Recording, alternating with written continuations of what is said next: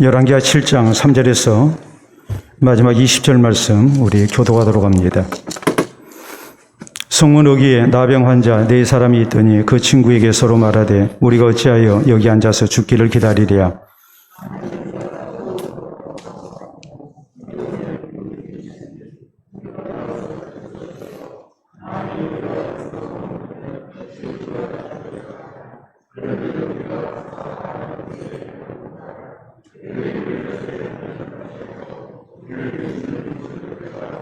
아람 진으로 가려 하여 해질 무렵에 일어나 아람 진영 끝에 이르러서 본즉 그곳에 한 사람도 없으니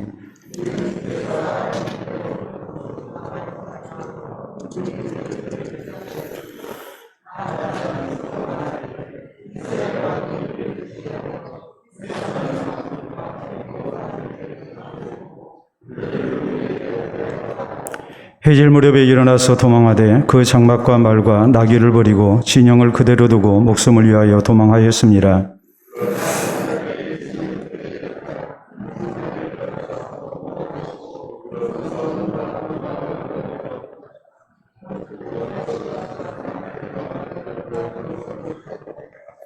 나병 환자들이 그 친구에게 서로 말하되 우리가 이렇게 해서는 아니 되겠도다. 오늘은 아름다운 소식이 있는 날이거늘 우리가 침묵하고 있도다. 만일 밝은 아침까지 기다리면 벌이 우리에게 미칠지니 이제 떠나 왕궁에 가서 알리자 하고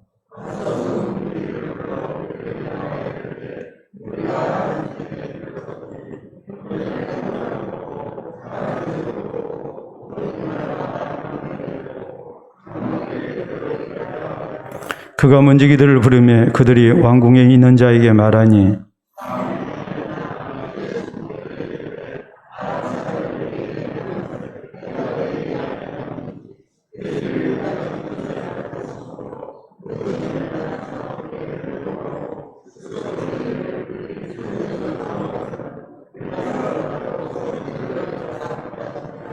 그의 신하 중 한 사람이 대답하여 이르되 청하건대 아직 성중에 남아있는 말 5마리를 취하고 사람을 보내 정탐하게 하소서. 그것들이 성중에 남아있는 이스라엘 온 무리 곧 멸망한 이스라엘 온 무리와 같으니이다 하고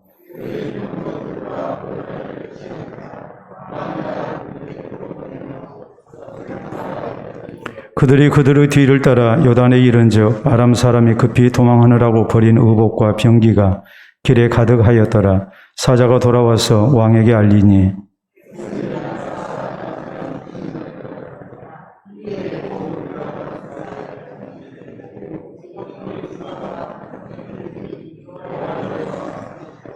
왕이 그의 손에 의지하였던 그의 장관을 세워 성문을 지키게 하였더니 백성이 성문에서 그를 밟으매 하나님의 사람은 말대로 죽었으니 곧 왕이 내려왔을 때에 그가 말한 대로라.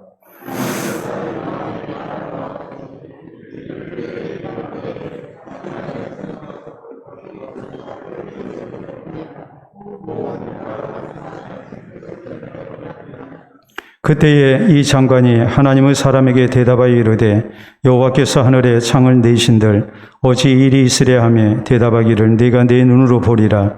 그러나 그것을 먹지는 못하리라 하였더니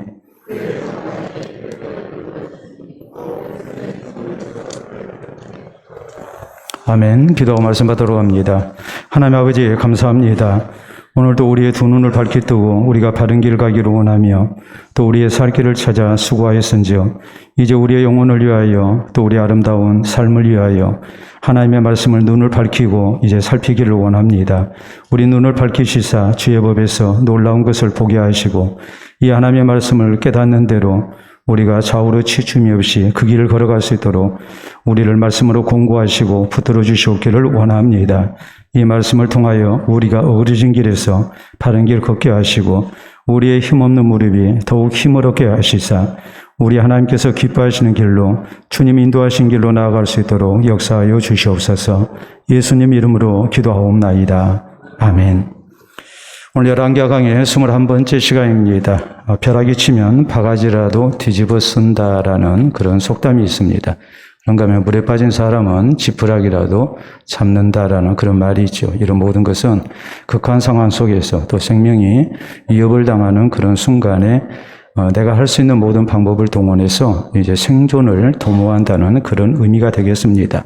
이 생존 본능에 의해서 우리는 내 생명의 위협을 당하게 될 때 어떻게든 살아남기 위해서 수단과 방법을 가리지 아니하고 이렇게 살고자 하는 그런 본능이 분명히 있습니다.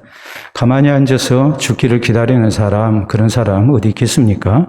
우리는 지난 시간에 아람 군대가 이렇게 사마리아에 쳐들어와서 사마리아 성을 이렇게 포위했고 그로 인해서 이제 성 안에 있는 사람들이 극심한 기근에 시달린 그런 내용에 대해서 말씀을 살폈습니다. 얼마나 먹을 것이 귀했던지 비둘기 똥도 먹을 정도가 됐고 또 율법에 하나님께서 먹지 말라고 하신 나귀 머리까지 비싼 값을 주고 이렇게 매매가 이루어질 정도의 그런 극심한 이 기근이 있었고 거기에서 그치지 않고 이제는 자식을 잡아먹는 그런 상황까지 이렇게 가고 말았습니다. 그리고 또 곡물가는 엄청나게 이렇게 폭등을 했죠. 여호람 왕은 엘리사 선지자를 찾아서 죽이려고 했지만 이런 모든 것에 이제 자신의 잘못이 있음을 깨닫고 그리고 하나님 은혜가 아니고는 구원받을 수 없다는 사실을 깨닫고 하나님의 도움을 엘리사 선지자에게 이제 구합니다. 이때 엘리사는 하나님의 구원을 선포합니다. 내일 이맘때가 되면 이제 모든 것이 정상으로 돌아오게 될 것이다. 곡물가가 정상적인 가격을 이렇게 회복하게 될 것이다. 이 말은 아람이 포위를 풀고 그리고 성 밖에 있는 그런 물자가 들어와서 곡물이 들어와서 그래서 모든 것이 정상을 찾아가게 될 거라는 하나님의 구원을 이렇게 선포를 한 겁니다. 그런데 이 너무나 엄청난 하나님의 구원 약속에 대해서 왕의 신복인 한 장관이 그 말을 믿지를 못합니다. 뭐라고 그럽니까? 하나님의 하늘에 창을 내신들 그런 일이 있겠느냐? 하늘에서 곡식이 쏟아진들 그런 일이 있겠느냐? 하면서 이 하나님의 구원 약속을 믿지를 아니합니다. 그래서 엘리사가 이제 저에게 일종의 이제 하나님의 징벌, 저주를 하게 되죠. 네가 네 눈으로 보게 될 것이다. 그러나 너는 먹지 못하게 될 것이다. 그랬거든요. 이것이 우리가 지난 시간까지 살핀 말씀의 내용이에요. 오늘 성경 말씀은 이렇게 극심한 생명의 위협을 느끼는 상황 속에서 이제 4명의 나병 환자들이 이렇게 살고자 하는 그런 생존 본능을 발휘하게 됐고 그로 인해서 이제 하나님께서 나타내신 놀라운 구원 역사를 직접 목격하는 사람이 됩니다.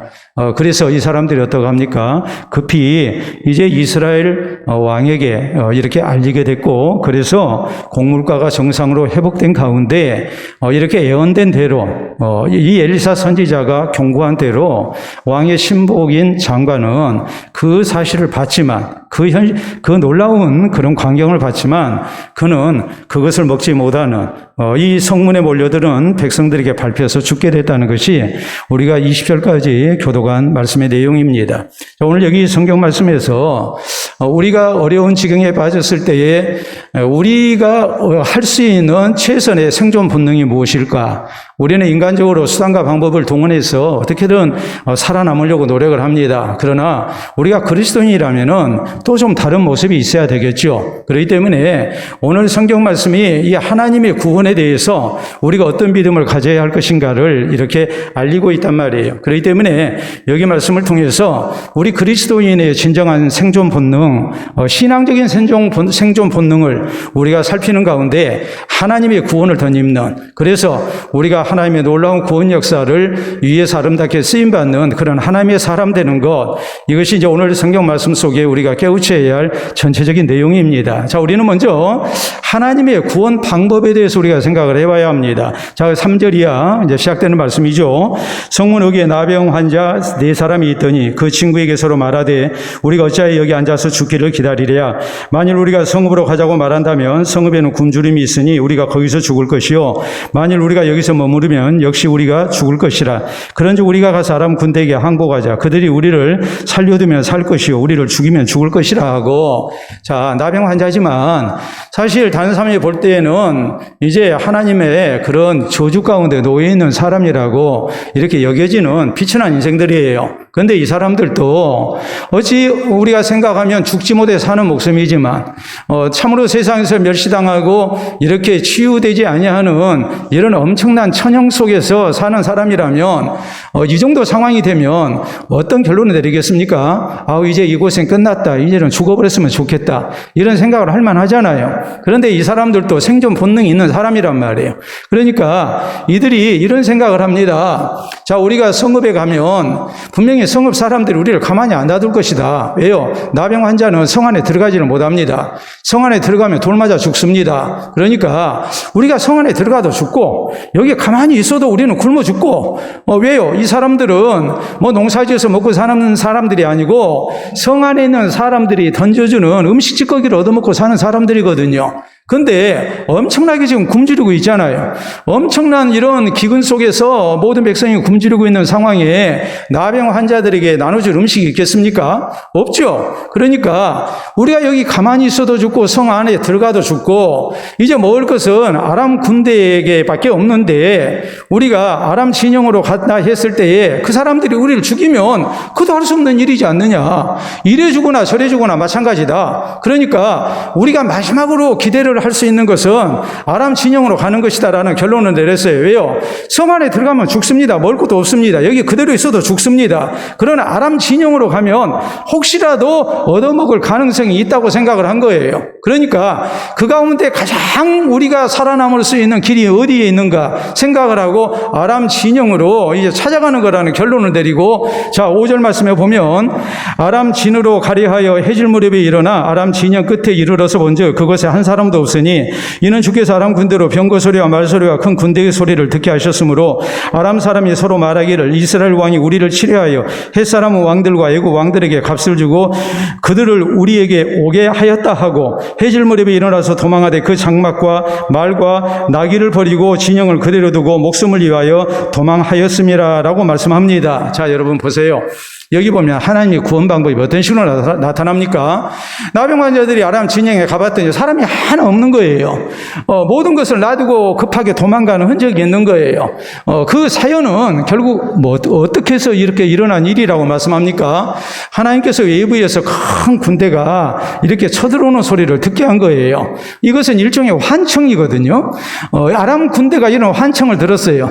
그리고 저희가 그런 해석을 하는 겁니다. 우리가 철통같이 이 사마리아 성을 포위하고 개미 새끼리 한 마리 빠져나가지 못하도록 우리가 지켰는데 우리가 모르는 사이에 분명히 누군가가 빠져나가서 많은 돈을 갖다 주면서 우리를 도와달라고 원군을 청한 거다. 그래서 여기 있는 말씀대로 이제 이 헷사람의 왕들과 애굽 왕들에게 값을 주고 큰 군대를 이렇게 사온 것이다. 저희가 이렇게 쳐들어오니 이거 큰일 났다.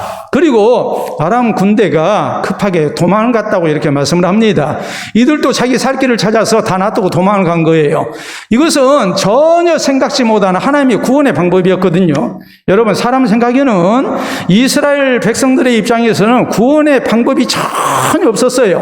전혀 없는 상황 속에서 이제 하나님께서 하나님의 방법으로 이 이스라엘 백성들을 이제 구원해 내신 겁니다. 엘리사 선지자를 통해서 주신 구원의 약속이 이렇게 성취가 된 거예요. 그렇기 때문에 우리는 여기서 이 생각을 해야 해요.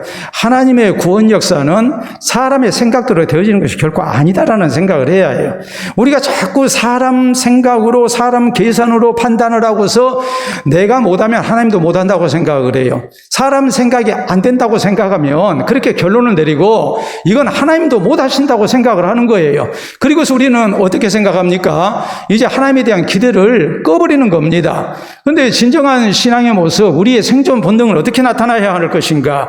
그것은 사람의 수단과 방법을 다 동원해도 아무리 연구하고 해도 살 길이 없음으로 해서 우리가 생존 본능을 꺾어버리고 우리의 삶을 포기하는 모습이 아니라 우리는 사람에게는 방법이 없지만 하나님은 전능하시기 때문에 하나님의 방법이 있다고 믿고 하나님을 찾는 성도가 되어야 돼요. 이것이 성도의 신앙적인 생존 본능의 모습이에요. 우리의 신앙적인 생존 본능이 있어야지 자꾸 인간적인 생존 본능만 발동이 돼서는 안 된다는 말이에요. 여러분, 아람 군대가 그렇게 도망갈 줄 누가 상상이나 했습니까? 그런데 하나님께서 저희에게 이렇게 환청의 놀라운 역사를 나타내시고 큰 군대가 쳐들어오는 그런 소리를 듣게 하셔서 저희가 지레 겁을 먹고 모두가 놔두고 도망을 가게 했단 말이에요. 얼마나 큰 군대의 소리가 쳐들어오는 소리가 들렸던지 이 아람 군대가 상황을 살필 여유도 갖지를 못하고 죽어라고 도망을 가버린 거예요. 여러분, 그렇기 때문에 우리 성도는 사람 생각에는 불가능해도 우리는 살아계신 하나님께는 방법이 있다고 믿어야 하고 우리는 하나님의 방법을 우리가 기대하면서 이 신앙적인 생존 본능을 가져야 합니다. 그것은 전능하신 하나님을 믿고 하나님을 의지하고 하나님을 찾는 신앙의 자세란 말이에요. 여러분, 이스라엘 백성들 보세요. 애굽에서 해방돼 가지고 광야 생활을 합니다. 자, 이 백성들 고기 먹고 싶다고 합니다. 그러니까 하나님께서 하루나 이틀뿐만이 아니고 닷새나 열흘뿐만이 아니라 내가 한 달 동안 먹여주겠다. 그 코에서 내 고기 냄새조차도 지겨울 정도로 내가 먹여주겠다. 하나님이 그렇게 말씀하시니까 이제 모세가 이런 얘기를 합니다. 하나님, 이 백성의 보행자가 60만입니다. 남자 어른만 60만, 남녀노소 200만 이상, 230만으로 250만을 우리가 더 봐야 하는 어마어마한 숫자예요. 그런데 하나님, 이 백성들 위해서 소떼를 잡은들, 양떼를 잡은들 족하겠습니까? 바다의 고기를 모은들 족하겠습니까? 모세가 생각할 때는 그 방법이었어요.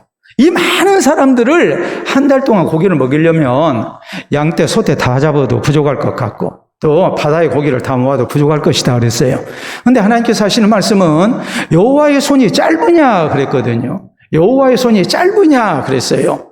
여러분, 이 말씀은 하나님은 전능하신 하나님이고 사람 생각에는 방법이 없어도 하나님께는 뭐가 있다는 말입니까?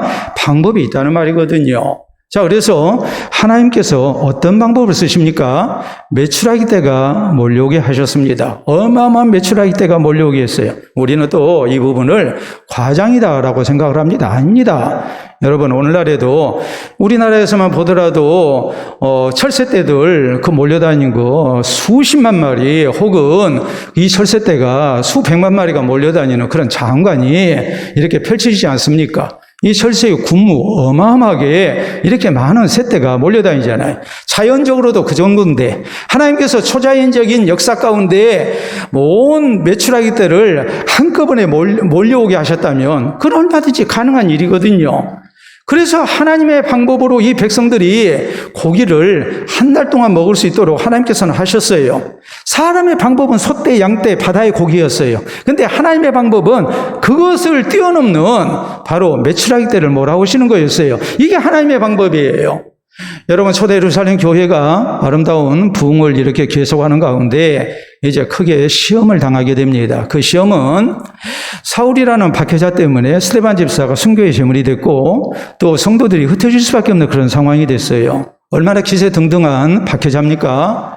거기에다가 헤롯 왕이라는 아주 무서운 폭군이 있어가지고 이 사람이 교회의 지도자인 야고보를 잡아서 죽였어요.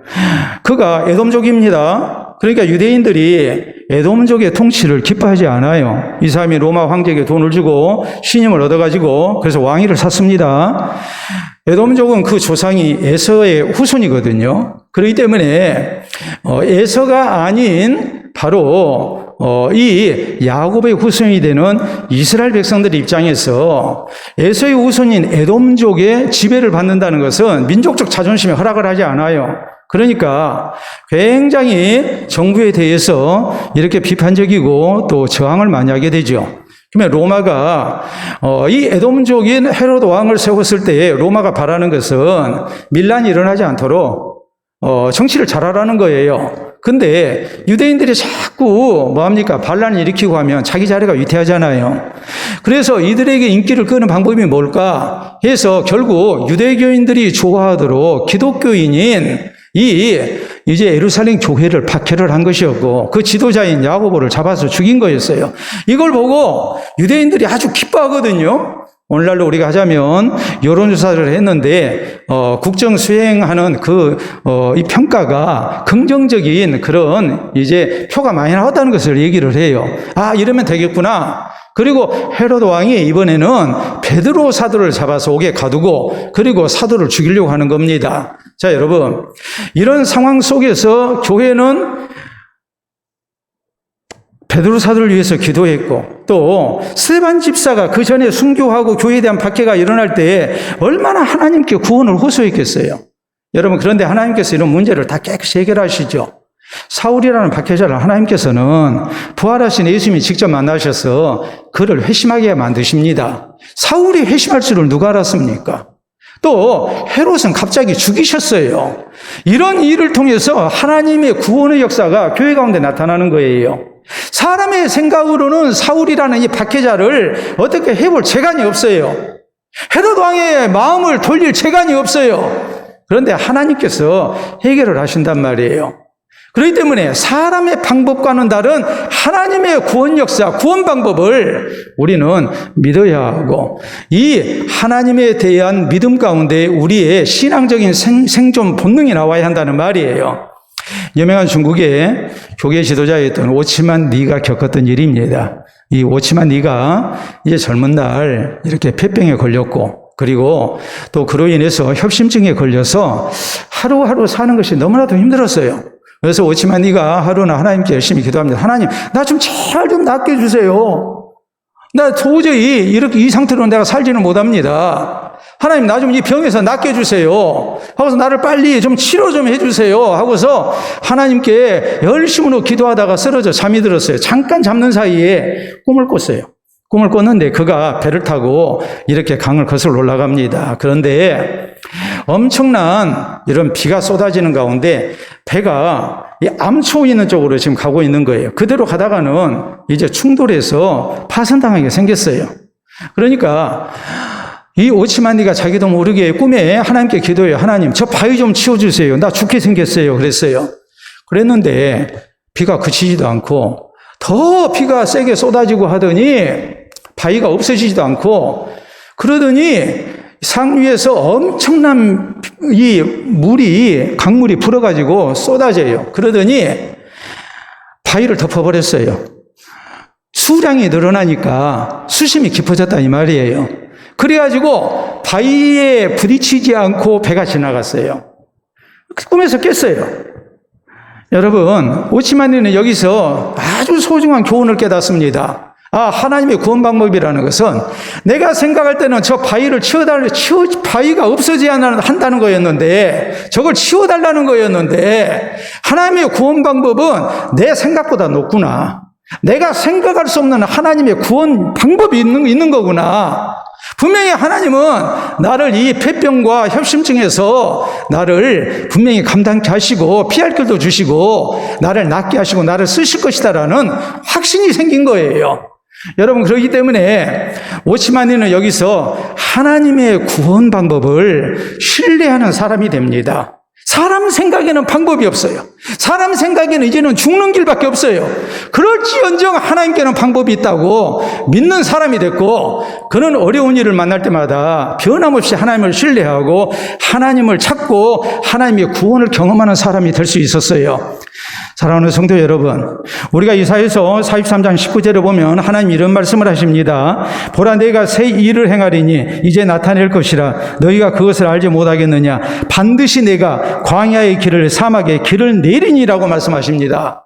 여러분, 광야의 길이 나겠습니까? 사막의 길이 나겠습니까?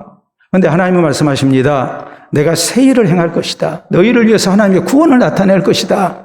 사람 생각에는 방법이 없지만 하나님의 방법이 있는 것이다. 이것을 하나님께서는 강조를 하세요. 그렇기 때문에 이 하나님을 향해서 뭐 하라는 겁니까? 믿음을 가지라는 거죠. 하나님께 소망 두라는 거죠. 하나님을 찾고 하나님을 의지하라는 거죠. 여러분, 오늘 이스라엘의 구원이 사람이 생각할 수 없는 하나님의 방법으로 나타났듯이 오늘 우리가 사람 생각에 구원의 방법이 없다 할지라도 하나님께는 방법이 있다고 믿어야 합니다. 그리고 우리는 뭐 해야 합니까? 하나님을 찾는 성도가 돼야 됩니다. 사람 생각에 방법이 없어서 우리가 실에 포기하고 절망 속에서 죽기를 기다리는 사람이 아니라, 내게는 방법이 없고 내가 아무리 연구하고 또 궁리를 해봐도 도저히 방법이 없지만 내가 하나님을 찾으면 하나님께는 방법이 분명히 있다. 이렇게 믿고 우리는 이 신앙적인 생존 본능 속에 우리는 하나님을 찾는 성도가 되어야 되고, 우리가 절망적 상황에서도 우리는 하나님 때문에 소망을 갖고 하나님께 기도하는 사람, 또 하나님의 은혜를 기다릴 줄 아는 그런 성도가 되어야 됩니다. 다음으로 우리는 여기 오늘 말씀 속에서 나병 환자들이 이제 아람 군대가 급하게 이렇게 퇴각했다는 것을 알았어요. 그리고 이것을 왕궁에 알려서 그래서 온 이스라엘이 함께 그 하나님의 구원을 덧입도록 했다는 사실에 우리는 주목을 해야 합니다. 자, 8절부터 봅니다. 7절부터 해질 무렵에 일어나서 도망하되 그 장막과 말과 나귀를 버리고 진영을 그대로 두고 목숨을 위하여 도망하였습니다. 그 나병 환자들이 진영 끝에 이르자 한 장막에 들어가서 먹고 마시고 거기서 은과 금과 의복을 가지고 가서 감추고 다시 와서 다른 장막에 들어가 거기서도 가지고 가서 감추니라. 그동안 얼마나 굶주렸겠습니까? 그러니까 미친 듯이 먹었겠죠. 그리고 금덩어리 봤을 때, 또 좋은 옷 봤을 때, 아, 이게 왜 형제냐 이런 생각을 하고 이제 장막에서 훔쳐가지고 가서 숨겨놓고 또 와가지고 또 같은 일을 반복을 한 거예요. 그런데 거기 9절에 나병 환자들이 그 친구에게 서로 말하되 우리가 이렇게 해서는 아니 되겠도다. 오늘은 아름다운 소식이 있는 날이거늘 우리가 침묵하고 있도다.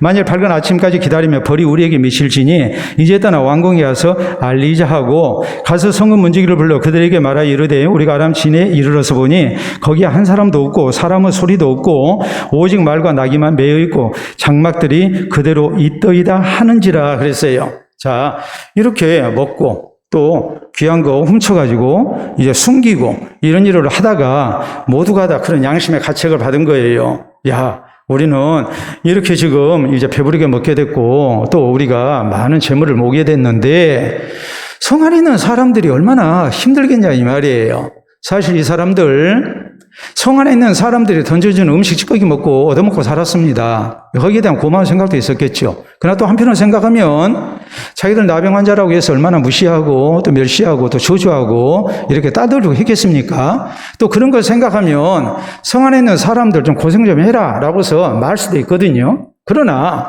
엄밀하게 생각할 때에 이 하나님의 놀라운 구원의 역사가 나타났는데 이것을 우리만 독점하고 있다면 이것은 하나님 앞에 범죄행위라고 생각을 한 거예요. 우리가 이래서는 안 되겠다. 나병 환자들이 서로 말하되 그랬거든요. 친구들에게 서로 말했다. 모두가 다 같은 생각이 든 거예요. 그래서 왕궁에 가서 알리자. 그래서 이제 성문을 지키는 이 파수꾼에게 알리고 해서 이제 왕의 귀에까지 이제 들어가게 된 겁니다. 자, 그래서 자 11절부터 봅니다. 그가 문지기들을 부르매 그들이 왕궁에 있는 자에게 말하니 왕이 밤에 일어나 그의 신복들에게 이르되 아람 사람이 우리에게 행한 것을 내가 너희에게 알게 하노니 그들이 우리가 줄인 것을 알고 있으므로 그 진영을 떠나서 들에 매복하고 스스로 이르기를 그들이 성읍에서 나오거든 우리가 사로잡고 성읍에 들어가겠다 한 것이니라 하니 그랬어요.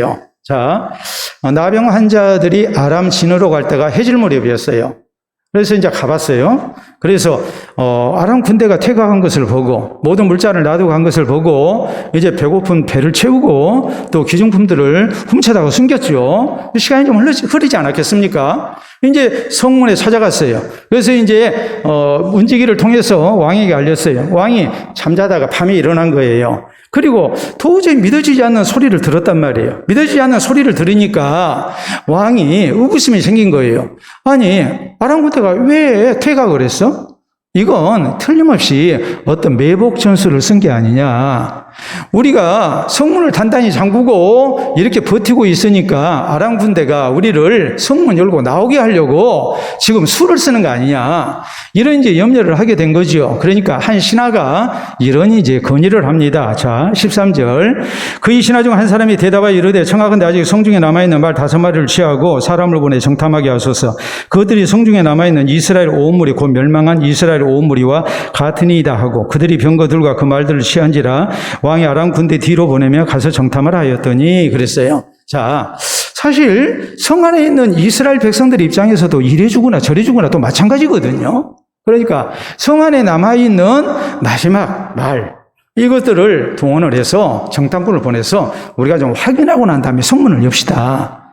이제 그 제안이 좋아 보이잖아요. 그래서 이제 그렇게 했어요. 그랬더니 15절, 그들이 뒤를 따라 요단에 이른즉 아람 사람이 급히 도망하느라고 버린 의복과 병기가 길에 가득하였더라. 사자가 돌아와서 왕에게 알리니 백성들이 나가서 아람 사람은 진영을 놀아간지라. 이에 구운 밀가루 한 서아에 한 세겔이 되고 보리 두 서아에 한 세겔이 되니 여호와의 말씀과 같이 되었고, 왕이 그의 손 의자에 있던 그의 장관을 서 성문을 지키게 하였더니 백성이 성문에서 그를 밟으니 하나님의 사람은 말대로 죽었으니 곧 왕이 내려왔을 때에 그가 말한 대로라. 왕이 엘리사를 찾았을 때 엘리사가 했던 말대로 됐다라고 이렇게 말씀을 하지요. 자, 여러분, 여기서 우리가 생각해야 할 대목이 바로 이겁니다. 자, 정탐꾼 보내서 멀리 요단까지 다 확인을 하겠어요. 혹시라도 아람 군대가 어디 숨어있지 아니한가 봤더니 사마리아 성에서 상당히 떨어진 거리까지 아람 군대가 시도 안 보이는 거예요. 그러니까 성문을 열고 이제 사람들이 나와서 이렇게 먹을 것을 취하는 것이 가능하다고 판단을 했고, 아람 군대가 완전히 퇴각한 사실을 알고 모든 것이 정상을 회복하게 됐다. 이것이 오늘 지금 성경 말씀 우리가 읽었던 말씀의 내용이에요. 여러분, 그러면 이스라엘의 놀라운 구원이 어떻게 해서 나타났는가? 그 놀라운 구원은 바로 누구를 통해서 나타났습니까? 나병 환자들을 통해서 나타났어요. 하나님의 구원의 역사가 나병 환자들이 먼저 체험을 하고, 그리고 그것을 성 안에 있는 사람들에게 알려가지고 비로소 이스라엘 백성들, 사마리아 성 안에 갇혀 있었던 사람들이 하나님의 구원을 이제 허락을 받게 된 거예요. 나병 환자들 어떤 사람들입니까? 여러분, 사마리아 성의 구원이 무슨 큰 용사를 통해서 나타난 게 아니에요. 또 굉장히 지혜로운 어떤 전략가를 통해서 나타난 게 아니에요. 외부의 어떤 군대를 통해서 나타난 것도 아니에요. 하나님의 역사를 통해서 나타났지만 아주 비천하고 비천한 나병 환자들을 통해서 이 하나님의 구원이 저희에게 임하도록 역사가 된 거란 말이에요. 그렇기 때문에 우리가 하나님의 구원을 덧입었을 때 우리가 가져야 할 신앙의 자세는 뭐겠습니까? 이것을 다른 사람에게 알리는 거예요. 여러분, 요한복음 4장에 보면 예수님께서 수가성의 한 죄 많은 여인을 구원하십니다. 이 사람 죄 지은 여인이었기 때문에 동네에서 따돌림 당하는 여자예요. 따돌림 당하는 여자인데, 여러분, 보통 때 사람 대접 못 받고 왕따 당하고 멸시당하고 했던 사람이에요. 그런데 그가 메시아 대신 예수님을 만났어요. 물 기르러 우물가에 나왔다가, 이 여인에게는 물 기르는 것이 생존 수단입니다. 물을 길러야 살거든요. 동네 사람들이 깨워주지 아니하니까 남들 다 잠자는 시간, 정오 시간에는 낮잠 자는 시간이거든요. 근데 그 시간에 혼자 물 기르러 온 거예요. 근데 예수님이 하나님이 약속하신 구주이신 것을 알았어요. 그러니까 물동이를 버려두고 동네로 뛰어들어가서 사람들에게 내가 메시아를 만났다고 외치는 겁니다. 그래서 동네 사람들 깨워서 예수님께 데려와서 다 구원 얻도록 했어요. 나 혼자 구원받고 너희들 나 무시했지? 그래, 너희들은 구원받지 마. 나 혼자 받을 거야. 그럴 수도 있잖아요. 근데 그렇게 안 하잖아요. 왜요? 구원받은 사람은 그렇게 해서는 안 되니까요. 내 생존 본능만 있는 게 아니에요. 모든 사람에게 생존 본능이 있고 모든 사람은 구원받고 다시 사는 것이 하나님의 뜻이에요. 그러니까 먼저 구원받은 자는 뭐 해야 합니까? 전해야 하는 겁니다. 우리 예수님께서 병자들을 고치십니다. 그리고 아직 주님의 때가 되지 않았기 때문에 주님께서는 사람들에게 알리지 말라고 경고하셨어요. 이 사람들이 가만히 있습니까? 가만히 안 있죠. 가서 알리죠. 예수님에 대해서 알리죠. 그래서 더 많은 사람들이 예수님 앞에 나와서 구원 얻도록 하잖아요. 치유받도록 하잖아요. 우린 그래요. 병이 나면 병을 자랑해라 그래요. 왜요?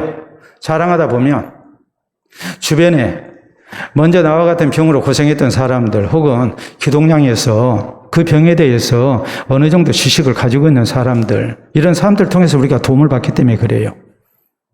내가 참 몹쓸 병에 걸렸다가 내가 나았어요.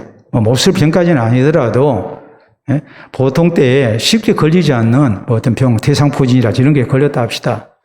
내가 나았어요. 그러면은 당연히 뭐 하겠습니까?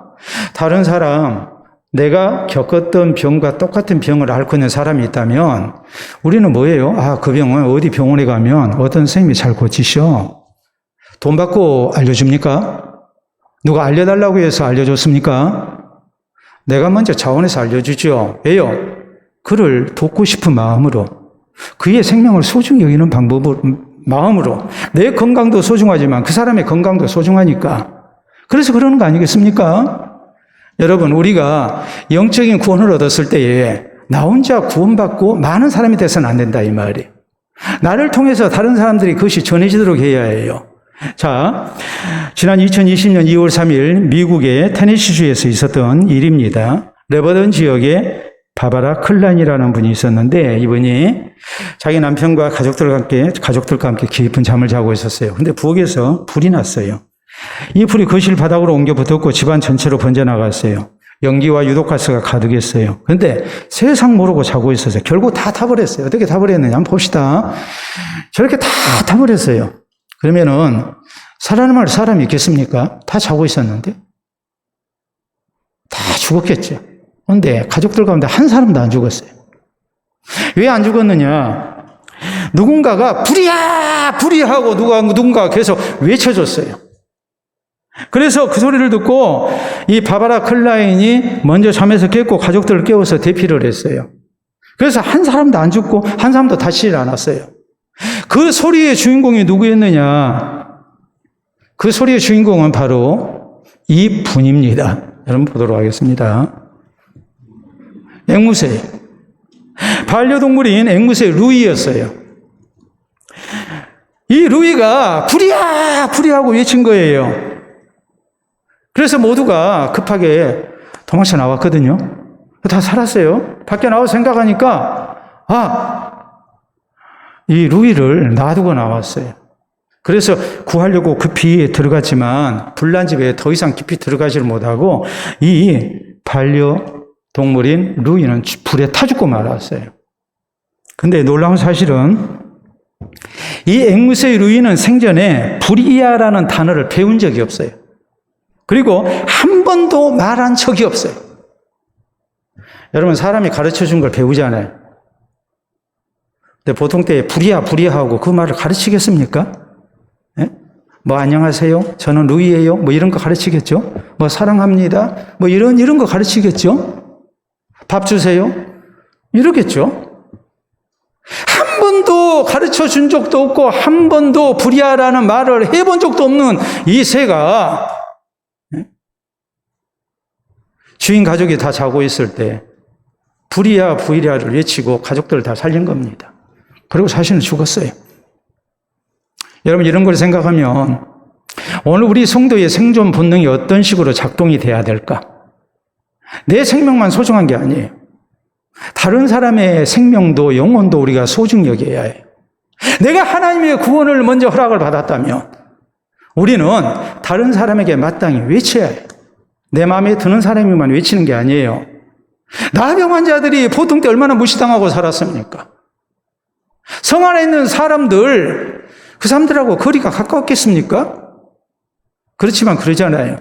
우리가 이렇게 하나님의 구원을 얻었는데 우리가 이렇게만 있다면, 오늘날은 아름다운 소식이 있는 날이거든. 우리가 만일 잠잠하고 있다면 이건 옳지 못한 일이다. 이건 하나님 앞에 죄 짓는 일이다. 하나님의 화가 있을 것이다. 그리고서 외치잖아요. 오늘 내 생명만 소중한 것 아니고 다른 사람들의 영혼, 그 생명도 소중한 것을 알고 우리는 나의 생존 본능만 생각하지 말고 저들도 이제 하나님의 구원을 덧입어야 할 대상인 것을 알고 우리가 힘써 예수 그리스도의 복음을 전할 수 있어야 합니다. 그래서 우리를 통해서 우리 안 믿는 가족과 이웃들이 구원 얻는 역사가 있기를 바랍니다. 세 번째 우리가 생각해야 할 것은 하나님의 구원 약속을 믿지 아니했던 한 장관의 죽음에 대한 내용이에요. 자, 거기 17절이야 봅니다. 왕이 그의 손에 의지하였던 그의 장관을 세워 성문을 지키게 하였더니 백성이 성문에서 그를 밟음에 하나님의 사람은 말대로 죽었으니 곧 왕이 내려왔을 때에 그가 말한 대로라. 여호람 왕이 엘리사를 찾아왔을 때 엘리사가 말한 대로였다. 성문에 사람들이 얼마나 많이 몰려들었던지 이 사람이 그냥 질서하고 외치고 했겠죠. 근데 그게 통합니까? 그래서 결국 사람들 발에 밟혀서 죽었다. 자, 18절 이하.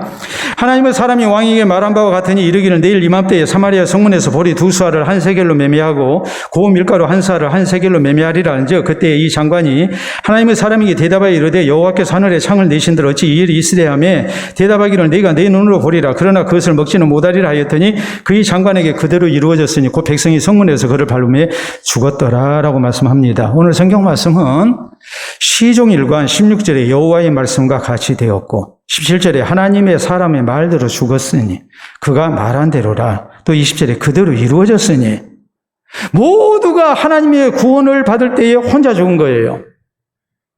하나님의 구원 약속에 대한 하나님의 말씀에 대한 불신앙의 대가였어요. 여러분, 우리의 생존 본능이 무엇으로 나타나야 할까요? 먼저 우리는 하나님에게만 우리의 구원의 길이 있다는 것을 믿고 우리가 하나님을 찾아야 합니다. 또 한편으로 우리는 하나님의 약속을 믿고 사는 것이 나를 살릴 수 있는 길이라는 것을 우리는 명심을 해야 해요. 우리가 자꾸 하나님의 약속을 믿지 않고 사람의 지혜로만 살려고 하는 것, 그것은 하나님의 구원을 포기하는 것과 똑같고 하나님을 멀리하는 것과 똑같아요. 그래가지고는 우리가 살아남지를 못해요. 말 그대로 우리는 물에 빠져서 지푸라기 잡는 거예요. 벼락이 치는데 바가지 뒤집어 쓰고 있는 거예요. 그래가지고는 살 수 없어요. 우리의 생존 본능이 하나님을 향해 열리게 될 때에 우리가 가져야 할 것은 하나님의 약속, 하나님의 말씀을 믿는 거예요. 하나님의 전능하심을 믿는 거예요. 그리고 우리는 하나님을 향한 신앙으로 사는 성도가 되어야 돼요. 여러분, 아브라함이 하나님의 약속을 믿고 저가 고향을 떠납니다. 또 인생에 많은 고비를 겪습니다. 그런데 그때마다 아브라함은 하나님의 약속을 붙듭니다. 성경은 뭐라고 말씀하십니까? 언약에 신실하신 하나님. 우리가 로마서 4장 17절에 보면 아브라함이 믿은 바 하나님은 죽은 자를 다시 살리심이 없는 것을 있는 것 같이 부르시는 하나님이었다. 전능하신 하나님이라는 말이에요. 이 하나님을 믿었기 때문에 아브라함이 하나님의 약속을 붙들고 살았다. 시간이 흐르면 흐를수록 하나님께서 자식을 주겠다는 약속에서 점점 멀어지는 것 같지만 아브라함은 약속에 신실하신 하나님을 믿고 그 믿음이 연약해지지 아니했다. 인간적으로 생각할 때는 시간이 흐르면 흐를수록 하나님의 약속을 하셨지만은 믿을 수 없는 상황이 되죠. 아내가 임신할 수 있는 가능성이 끊어졌습니다. 자기도 죽은 나무와 같습니다. 그런데 하나님은 전능하신 하나님이시고 하나님은 언약에 신실하신 하나님이시기 때문에 아브라함이 믿음이 약해지지 아니했다. 여러분, 우리에게 바로 이런 신앙의 자세가 있어야 해요. 중세시대에 있었던 일이에요. 한 사형수가 왕 앞에서 사형 집행을 당하게 됐습니다. 형리가 목을 베려고 하니까 부들부들 떨어요. 그러니까 왕이 슬며시 이제 그렇게 부들부들 떨던 것을 보고 장난을 치고 싶었어요. 그래서 겁이 나느냐 그랬어요. 그랬더니 이 사형수가 겁만 나는 게 아닙니다. 폐하. 목이 말라 죽겠으니 물 한 잔만 마시고 허락해 주십시오. 그랬어요. 그랬더니 왕이 물 한 그릇 갖다 주라고 그랬어요. 그런데 물을 한 사발을 받아들고 계속 벌벌벌벌 떨면서 마시지를 못해요. 그러니까 왕이 이런 얘기를 했어요. 아무리 죄인이라도 그 물을 다 마실 때까지는 내가 사형집행 안 할 테니까 염려 말고 먹도록 해라 그랬어요. 왕이 마지막 자비를 베푼 거예요. 우리가 충분히 그런 그림이 그리시잖아요. 이 사형수가 왕의 말을 듣고 벌벌벌벌 떨고 물을 먹은 척 하면서 실수로 그릇을 놓쳐버린 것처럼 물이 든 사발을 놔버렸어요. 그럼 물이 엎어져 버렸어요. 그리고서 왕에게 하는 얘기가 폐하, 제가 저 물을 먹고 사형을 당하려고 했는데 물이 땅에 쏟아져 버려서 제가 이 물을 절대로 마실 수가 없게 됐습니다. 그랬더니 왕이 그 속뜻을 알고서 그래, 네가 그 물을 다 마시기까지는 내가 너를 사형을 안 시키기로 약속했으니까 약속은 약속이다. 그리고서 그를 죽이지 않았어요. 여러분, 사형수의 재치 있는 그런 행동을 통해서 자기의 목숨을 보존했다고 우리가 생각할 수 있어요.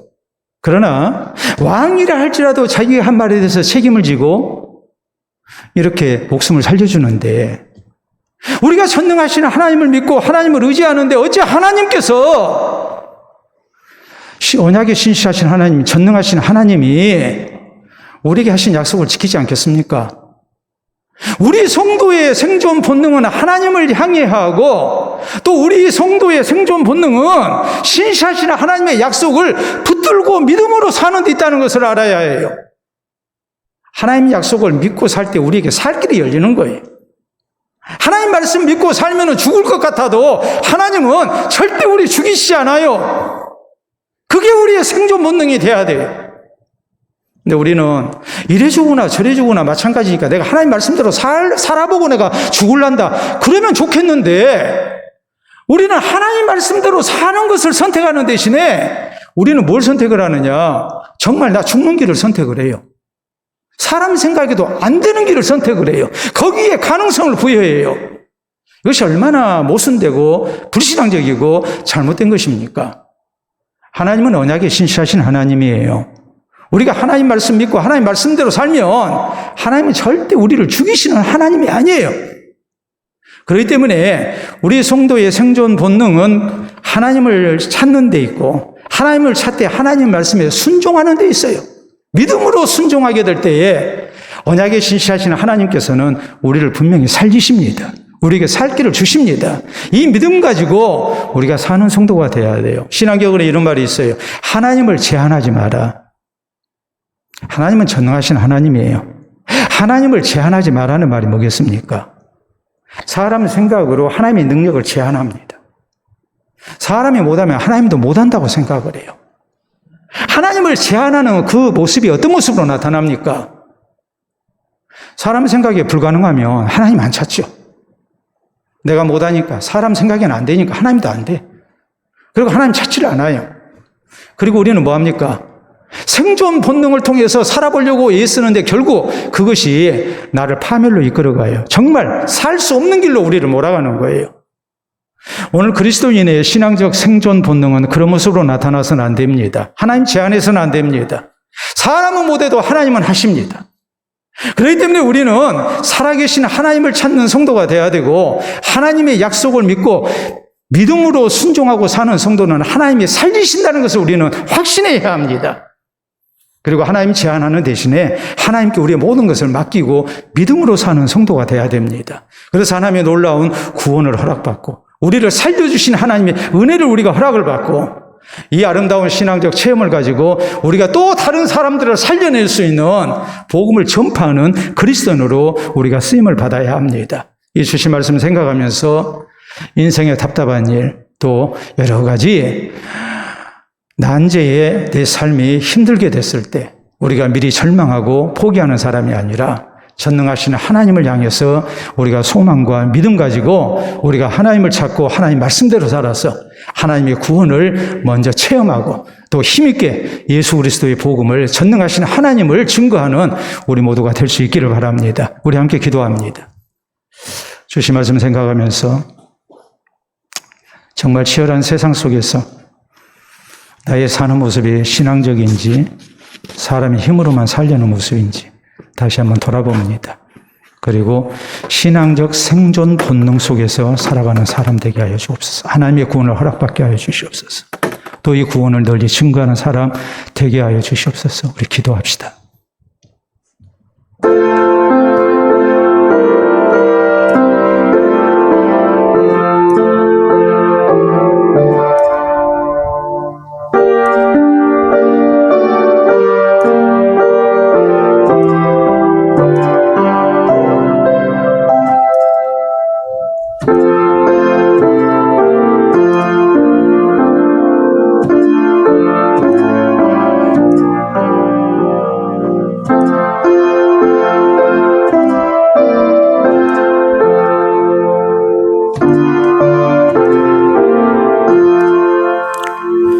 이 시간도 살아계신 우리 아버지 은혜를 진심으로 감사합니다. 살아계신 하나님, 전능하신 하나님, 언약의 신실하신 하나님을 향한 믿음 가운데 우리가 세상 가운데서 하나님의 구원을 덧입는 길이 어디 있는지 말씀을 살필 수 있도록 은혜 주시니 참으로 감사합니다. 하나님을 제한하지 아니하고 전능하신 하나님, 신실하신 하나님을 믿고 우리가 인생의 여러 문제 속에서 살아계신 하나님을 바라보기를 원합니다. 하나님 찾기를 원합니다. 하나님 의지하기를 원합니다. 하나님께 기도하기를 원합니다. 더욱 하나님 말씀의 믿음으로 순종하기를 원합니다. 그래서 신실하신 하나님의 약속 가운데 우리가 구원 얻게 하시고 살아계신 하나님을 체험하게 하시고 이 아름다운 신앙적 체험으로 우리가 주변에 있는 이들에게 예수 그리스도의 복음을 또 참으로 좋으신 전능하신 하나님을 우리가 힘써 증거하여 저에게도 하나님의 구원이 아름답게 나타날 수 있도록 인도하여 주시옵소서. 오늘도 주를 바라는 백성들마다 하나님의 위로와 구원의 역사가 있게 하시고 하나님을 찾아 기도하는 백성들마다 살아계신 하나님을 만나는 놀라운 체험이 저희에게 있게 해 주시옵소서. 예수님 이름으로 기도하옵나이다. 아멘.